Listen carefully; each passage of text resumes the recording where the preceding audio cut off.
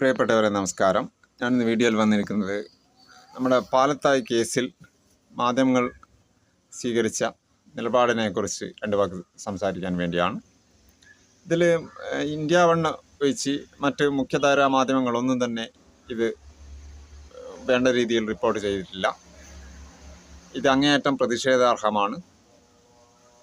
ഇത് പ്രതിസ്ഥാനത്ത് ഒരു സംഖ്യ ആയതുകൊണ്ട് തന്നെയാണ് അവർ ഈ ഒരു സമീപനം സ്വീകരിച്ചിരിക്കുന്നത്.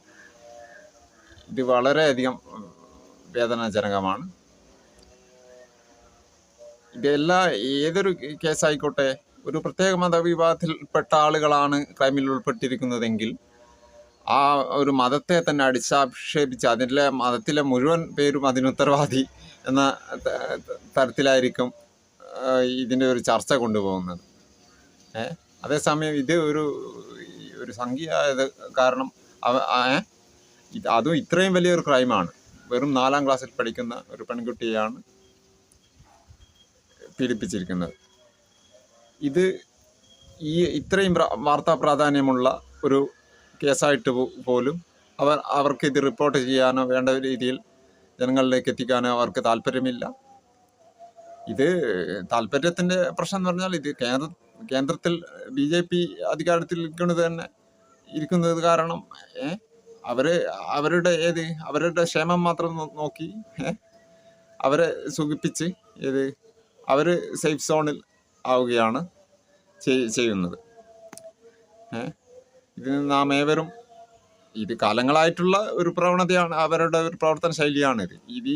ഈ മാധ്യമങ്ങളിൽ കൂടെ തന്നെയാണ് അവർ ഈ BJP ഈ തരത്തിലേക്ക് നമ്മളെ കേരളത്തിൽ വളർന്നതും. കാരണം ഒരു 10-15 വർഷം മുമ്പ് BJP എന്ന് പറയുന്ന അവിടെ ഇവിടെയും 1-2 ആളുകൾ ഉണ്ടാവുന്നതല്ലാതെ എവിടെയാണ് കേരളത്തിൽ അവർക്ക് ഒരു ശക്തിയോ കാര്യങ്ങളോ ഉണ്ടായിരുന്നത്? പക്ഷെ ഇന്ന് അതല്ല സ്ഥിതി. ഇന്ന് അവർ എല്ലാ ഭാഗങ്ങളിലും അവർ കുഴപ്പമില്ലാത്ത രീതിയിൽ അങ്ങനെ ചെറിയ തോതിൽ ഒരു വളർച്ച അവർക്കുണ്ടായിട്ടുണ്ട്. അവരെ വളർത്തിയതിൻ്റെ ഒരു മുഖ്യ പങ്ക് മാധ്യമങ്ങൾക്ക് തന്നെയാണ്. ദൃശ്യ, ന്യൂസ് പേപ്പർ, എല്ലാ തരത്തിലുള്ള മീഡിയാസും അവർക്ക് അനുകൂലമായി വളരെ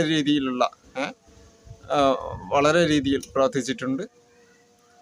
അതിൻ്റെ അടിസ്ഥാനത്തിൽ തന്നെയാണ് അവർക്ക് ഈ ഒരു രീതിയിലുള്ള വളർച്ച ഉണ്ടായിട്ടുള്ളത്.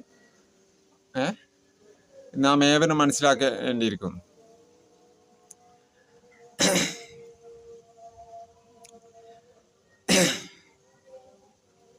അതിനാൽ